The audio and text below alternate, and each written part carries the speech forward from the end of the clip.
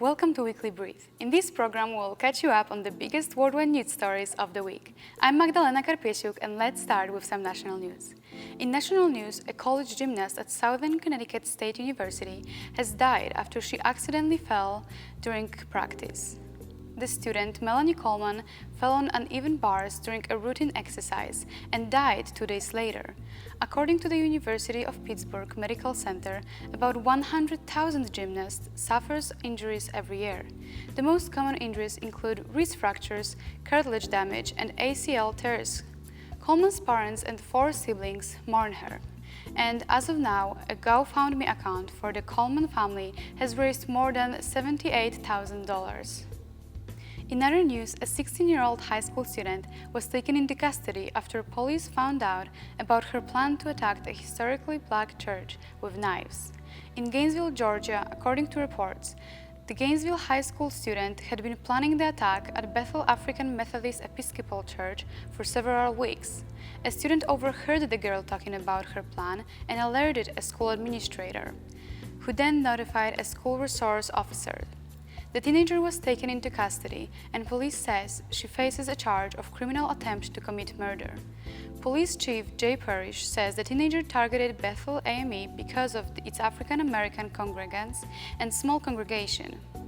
In more news, the teenager who murdered his father and then killed a 6-year-old boy at a South Carolina school playground back in September 2016 was sentenced to life in prison without parole.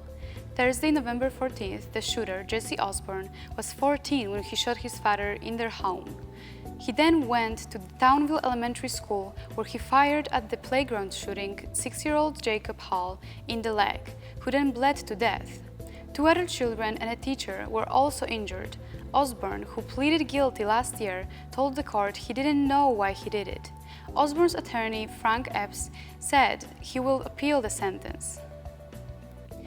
In international news, protesters continue to remain inside a Hong Kong University campus that has been the focus point of a long battle against the police.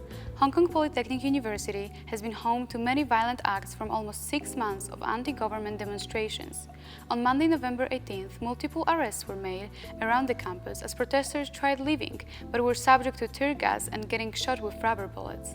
As of the morning of November 19th, about 300 protesters remained on campus.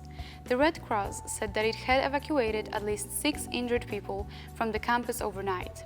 According to reports, some of the protesters had been injured from suspected limb fractures, burn injuries, and skin necrosis. Riot police were seen carrying what appeared to be assault rifles, and police said they were prepared to fire live rounds if necessary. And that's all for this week. Thanks for tuning in, and be sure to check back for more episodes. I'm Magdalena, and now you're all caught up for the week.